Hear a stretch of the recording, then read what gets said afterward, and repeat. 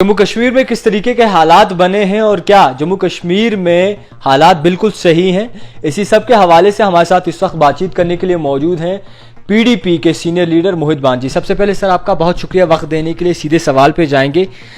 मोदी जी का एक नारा था सबका साथ सबका विकास, जम्मू कश्मीर के लोगों के लिए वो नारा सही बैठता है? क्या जम्मू कश्मीर के लोग उससे खुश हैं? देखिए, जहाँ तक सबका साथ सबका विकास की बात है और जम्मू कश्मीर के लोगों की बात की जाए, मैं समझता हूँ कि पूरे देश के अंदर आज जो अलग अलग स्टेट्स के अंदर हम एक्सपेरिमेंट्स देख रहे हैं, हो रहे हैं, उन सब की जो बुनियाद है, जो संगी बुनियाद है, वो जम्मू कश्मीर में रखी गई। और ये जो सबका साथ और सबका विकास, जहाँ जम्मू के हिस्से को, लद्दाख के हिस्से को और कश्मीर का जो हमारा खित्ता था, ये एक बहुत ही खूबसूरत एक एग्जाम्पल थी, जहाँ पे मुख्तलिफ धर्मों की मुख्तलिफ पहचान के लोग जो थे एक ही छत्र छाया के नीचे रहते थे। तो सबका साथ सबका विकास का जो एक एग्जाम्पल था, मेरे को लगता है जम्मू कश्मीर से बेहतर वो एग्जाम्पल शायद कहीं पे भी सेट नहीं हो सकता था। और आप आज यहाँ ही देख लीजिए, 2019 के बाद से लद्दाख के लोग जो हैं वो अपनी मुसीबतों से जूझ रहे हैं। रोज़ उनकी किसी न किसी तरीके का प्रोटेस्ट या किसी न किसी तरीके का जो रोष है वो प्रकट करते हैं केंद्रीय सरकार के हवाले, मरकज़ी हुकूमत के ख़िलाफ़। आप जम्मू को ले लीजिए, जिन्होंने बड़ी पूर्ण सपोर्ट के साथ उन्होंने बीजेपी को इसके अंदर प्रोत्साहन दिया था कि हम जी आपके साथ हैं, आपने 370 किया, हमारी बेहतरी होगी। आज आप जम्मू का हाल देख लीजिए, बिजनेसमैन हो, चाहे वो स्टूडेंट हो, चाहे वो नौकरी के हवाले से हो, चाहे वो छोटा दुकानदार हो, चाहे वो ज़मीन के हवाले से वहाँ पे लोग हैं, ठेकेदार जो मैग्नेमाइजेशन का काम करते थे, बजरी, रेता, ये क्रशर स्टोन्स का काम करते थे, हर कोई आज वहाँ पे रो रहा है। हर कोई बोलते हैं कि खुश कोई नहीं, ये तो दिख रहा है, इसमें मानने की बात ही नहीं है। हर कोई, जब हर दिन हर कोई इंसान, कभी जम्मू में प्रोटेस्ट हो रहा है, कभी लद्दाख में प्रोटेस्ट हो रहे हैं, कभी चिनाब वैली में प्रोटेस्ट हो रहे हैं, कभी कश्मीर में प्रोटेस्ट हो रहे हैं, लोग तो फिर कहाँ खुश हैं? ये तो लोग खुद दिखा रहे हैं ना, इसमें हमारे कहने की या हमारे बोलने की ज़रूरत ही नहीं है। तो आम आवाम आ रही है जो सड़कों के ऊपर, चाहे वो चैम्बर कॉमर्स हैं, इंडस्ट्रीज़ हैं, छोटा दुकानदार है, स्टूडेंट हैं, ये नौकरियों के जो आपके बच्चे हैं, चाहे वो फायर सर्विस के थे, सब इंस्पेक्टर के थे, एसएसबी के, हर कोई, कौन इंसान, एक इंसान दिखा दीजिए जो मुझे खुश है। चंद भाजपाओं के जो अपने उनके लीडर हैं या जो उनके अपने वर्कर हैं, उनको छोड़कर वे भी दुखी हैं, वो भी पर्दे के पीछे वो भी रोते हैं, वो भी बोलते हैं कि यार हम किस मुसीबत में फंस गए, कहाँ हम बादशाह की तरह यहाँ जिंदगी गुजारते थे और कहाँ आज हमारी हालत प्यादों से भी बदतर हो गई। अब मजबूरी उनकी ये है कि एक ऐसी तंजीम के साथ हैं जहां मुंह खोल नहीं सकते हैं, बोल नहीं सकते। मान सकते हैं बीजेपी के साथ रह के बीजेपी के वर्कर और लीडर भी मुंह नहीं खोल रहे। मेरे हिसाब से आप देख लीजिए, कुछ टाइम पहले हमने उनके वो जो वहाँ जम्मू में जनरल सेक्रेटरी साहब थे, उन्होंने केंद्रीय मंत्री के खिलाफ एक क्रशर और स्टोन पेल्टिंग को वो स्टोन क्रशर्स को लेकर एक रंधावा साहब, उन्होंने बड़ी प्रेस कॉन्फ्रेंस दी। वो तो उनके आज भी नेता हैं, वो उनके आज भी साथ हैं। जब उन्होंने बोला तो इसका मतलब खुशी नहीं, अब उनको चुप करा दिया गया तो बाकी भी खुद ब खुद ही चुप हो गई। तो दिखता है सामने, इसमें तो हमारे को कोई तंज करने की जरूरत नहीं है, हमारी उंगली उठाने की जरूरत नहीं है, उनके तो खुद ही सामने नजर आ रहा है। बीजेपी तो कहती है पीडीपी की शनाख्त अब खत्म हो चुकी है और पीडीपी में कुछ गिने चुने 2-3 लोग हैं, उसके बगैर कोई भी पीडीपी के साथ नहीं है। बड़ी अच्छी बात है। देखिए, वो एक सियासी तंजीम है और मैं समझता हूँ उनके जो स्पोक्स पर्सन हैं, तर्जुमान है, उनका तो काम ही यही है, उनको तो ये बोलना ही है कि भाई ये ख़त्म हो गई, ये है। हम कहाँ उनसे ये उम्मीद करेंगे कि वो बोलेंगे नहीं ये जी हमसे आगे हैं, ये तो सीधी सी बात है, वो बोलेंगे। लेकिन आप एक पत्रकार हैं, आप एक जर्नलिस्ट की हैसियत से पूरे कश्मीर में आप देखते हैं, आपने अभी 2-4 महीने पहले देखा होगा हमारा जलसा, हमारी इस पाक के बात पे आपने कवर किया होगा। क्या आपको लगा कि हमारी शनाख्त खत्म हो गई? आप बताइए, आपको लगा? आप क्या देना चाहें? आपने वो जलसा जवाब, जी बिल्कुल, जवाब क्या देना? कुछ नहीं देना, जवाब लोगों के हाथ में, हमें जवाब देने की जरूरत नहीं है।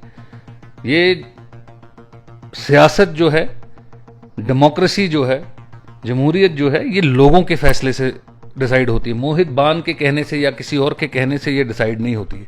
इसका इम्तिहान जिस दिन लगेगा, ये लोग बताएंगे कि किसकी शिनाख्त है और किसकी नहीं। अच्छा, पीडीपी ने हमेशा 370 के लिए स्टैंड लिया है, तो 370 की अब जिस तरीके से सुप्रीम कोर्ट की जानिब से अब 370 पे बातचीत होनी है और पिटीशन जितनी भी दायर की गई है उस पर नज़र-ओ-साज होना है, क्या कहेंगे आप? देखिए, जैसा कि नाउमीदी हर तरफ है, इसमें कोई दो राय नहीं। तो आप इतनी नाउमीदी के बाद कोई ऐसा चीज़ कोई पहल हुई है तो आप जाहिर सी बात है पहली चीज़ आप यही बोलते हैं हाँ जी हम इसको वेलकम करते हैं। लेकिन इससे ज़्यादा ज़रूरी बात जो मैं समझता हूँ वो ये है, जो इससे ज़्यादा जिसके ऊपर इंसान का गौर होना चाहिए वो चाहिए कि पहली चीज़ तो ऑलरेडी 2-3 पिटिशंस के अंदर, चाहे वो स्वर्गीय संपत प्रकाश जी वर्सेस स्टेट थी या एडिशनल जो और 2-4 पिटिशंस थी, उसमें सुप्रीम कोर्ट की ऑलरेडी रूलिंग्स हैं। इसी सुप्रीम कोर्ट की ऑलरेडी रूलिंग्स है कि 370 ने एक परमानेंट शेप जो है इंडियन कॉन्स्टिट्यूशन में ले ली है, इसके अंदर ये नहीं हो। तो मैं समझता हूं कि पहले कम से कम अगर बेसिक चीज भी अगर कोई होनी चाहिए, अगर एक सरकार ने कोई फैसला ले लिया इसको एब्रोगेशन करने का, इसको तोड़ने का, इसके अंदर कोई चेंज लाने का, मैं समझता हूं कि सबसे पहले सुप्रीम कोर्ट को एक स्टे रखना चाहिए कि जब तक हम कोई फैसला इसके अंदर नहीं सुना देते हैं तब तक कम से कम कोई चेंजेस जो है, कोई मुदाखलत जो है, वो तब्दीली है वो नहीं आनी चाहिए। शाह फैसल पे क्या कहेंगे आप? शाह फैसल एक वक्त में पिटिशन उनकी भी दायर की गई थी, दर्ज की गई थी, और आज उनका ट्वीट भी नया सामने आया, क्या कहेंगे? देखिए, उनका एक अपना फैसला था, उन्होंने कोई एक फैसला सोच के अपनी समझ करके उन्होंने इसके अंदर एक पॉलिटिकल एक जर्नी शुरू करने की कोशिश की थी। उनको लगा शायद वो ये इस जर्नी को कंटिन्यू नहीं कर सकते हैं। ये जमहूरियत है, हमने बार बार कहा है हम जमहूरियत में बिलीव करते हैं, हर इंसान को अपना फैसला लेने की खुली छूट है। उन्होंने एक स्टैंड पहले लिया, उसके बाद उन्हें लगा शायद उन्होंने अपनी अकल का इस्तेमाल किया, अपना उनके मुशीरों ने उनसे मशवरा किया होगा कि शायद उन्हें ये ठीक नहीं लगा, उन्होंने अपना एक स्टैंड लिया, वो क्लियर है। हम अपने स्टैंड की बात करेंगे, हम अपने लोगों की बात करेंगे, अपनी लड़ाई की बात करेंगे, वो अपनी जो उनका अपना जर्नी है वो उसको लेकर आगे चले। पुलवामा का एक इंसिडेंट जिसमें महबूबा मुफ्ती, पीडीपी सदर महबूबा मुफ्ती की जानिब से जो है ट्वीट आया था कि पुलवामा की मस्जिदों में ये कहा गया कि आप जय श्री राम के नारे दें। उसके बाद ये कहा गया कि ये बिल्कुल सरासर गलत है और ये कहीं ना कहीं प्रोपोगंडा करने की जो है कोशिश की जा रही, क्या कहेंगे आप?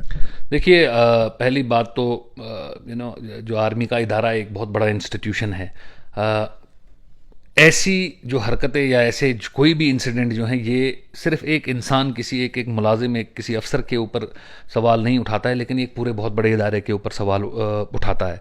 महबूबा जी ने इसके ऊपर जो है वो बात की, उनके जैसे ही उनके नोटिस में ये चीज़ आई तो उन्होंने इसके ऊपर बेबाकी के साथ अपनी बात की, अपनी बात रखी, और उसके बाद जो वहाँ के अफसरान हैं, जो वहाँ के जो भी इंचार्ज ऑफिसर्स हैं, उन्होंने उसके ऊपर एक्शन भी लिया और उसके ऊपर कार्रवाई भी हुई, और मैडम ने उसको भी एक्नॉलेज करते हुए कहा कि ये एक अच्छी चीज़ है कि हमने एक इशू हुआ। ऐसी चीज़ों को एक सेट एग्जाम्पल करने की ज़रूरत है ताकि दोबारा जो है लोगों के अंदर, या दोबारा कभी कोई ऐसा अफसर है वो ऐसी हरकत ना करे और खामखा इन लोगों के अंदर ये एक रिफ्ट पैदा करने की कोशिश ना करे। यात्रा का एक यहाँ पे सीज़न चल रहा है, कैसे दिल खोल कर जो यहाँ की लोकल आवाम है वो उनका इस्तकबाल कर रही है। हमने देखा अलग अलग जगहों पे उन्होंने लंगर भी लगाए हैं, पॉलिटिकल जमातें हों चाहे सोशल जमातें हों, वो उनका वेलकम कर रहे हैं। इस दौरान अगर कोई ऐसा वाक़ा हो जाता है, मैं समझता हूँ कि इससे दो कम्युनिटीज़ के दरमियान ही नहीं इख्तलाफात होते हैं, खाली उन्हीं दो कम्युनिटीज के बीच में नहीं, लेकिन पूरे मुल्क भर के अंदर जो है इससे एक तनाव की सिचुएशन पैदा होती है। मैं समझता हूं आर्मी ने एक स्विफ्ट एक्शन उसके ऊपर लिया, उस कंप्लेंट के ऊपर, उस अफसर के अगेंस्ट कार्रवाई हुई, लोगों को भी अपने एतमाद में लिया। ये एक अच्छी पहल है। एक आखिरी सवाल रहेगा, पीडीपी इलेक्शंस के लिए तैयार है? देखिए, जो पॉलिटिकल जमातें होती हैं ये इलेक्शंस के लिए हमेशा तैयार रहती हैं, तभी वैसा ही पॉलिटिकल जमात का प्रोसेस होता है। बट इलेक्शन जो है, हम बार बार हमारी जो पार्टी की लीडरशिप है या पार्टी प्रेसिडेंट जो महबूबा मुफ्ती साहिबा है, बार बार उनका एक ही चीज़ कहना कि इलेक्शन जो है ये डेमोक्रेसी, ये डेमोक्रेटिक पॉलिटिकल प्रोसेस का एक छोटा पहलू है। इलेक्शन को छोड़कर बहुत बड़े बड़े मसले यहाँ पर हैं जिनके साथ हम जूझ रहे हैं और कई सालों से जूझ रहे हैं। उन मसलों को एड्रेस करना भी जो है, डेमोक्रेसी रियल सेंस में बहाल करना, जम्मू कश्मीर में लोगों का एतमाद जीतना रियल सेंस में। इलेक्शन के अंदर तो चलिए आप इलेक्शन कल घोषित कर दो, 6 महीने बाद कर दो, 1 साल बाद कर दो, लेकिन उसके अंदर लोगों का इन्वॉल्वमेंट, लोगों का भरोसा उस इलेक्शन के अंदर जीतना, ये ज़्यादा अहम है इलेक्शन से। पीडीपी सदर महबूबा मुफ्ती का ये भी कहना था कि जब 370 जब तक वापस नहीं आता, हम इलेक्शंस में यानी कि असेंबली इलेक्शंस में मैं हिस्सा नहीं लूंगी। क्या इस पे क्या रद्द-ओ-अमल? इसका उनका जो स्टैंड है वो बड़ा क्लियर है। उन्होंने बार बार इस चीज़ को दोहराया है, अपनी ज़ुबान से दोहराया है कि जब तक 370 या 35 हो या स्टेट की जो खसूसी पहचान है वो जब तक वापस लौट के नहीं आएंगी, वो इंतखाबात में हिस्सा नहीं लेंगे। खैर, आपको बता दूं कि जिस तरीके से इस वक्त मुनाजिर बने हैं, यानी कि जम्मू कश्मीर के जो सिचुएशन इस वक्त चल रहे हैं, बाकायदा तौर पर सोचो विचार करने वाले हैं। और मजीद आपको बता दूं कि हमने बात करने की कोशिश की पीडीपी लीडर से और जानने की कोशिश की कि आखिरकार किस तरीके से पीडीपी मसलों मसाइल को देखती है। देखते रहिए द टाइपराइटर, जावेद खान।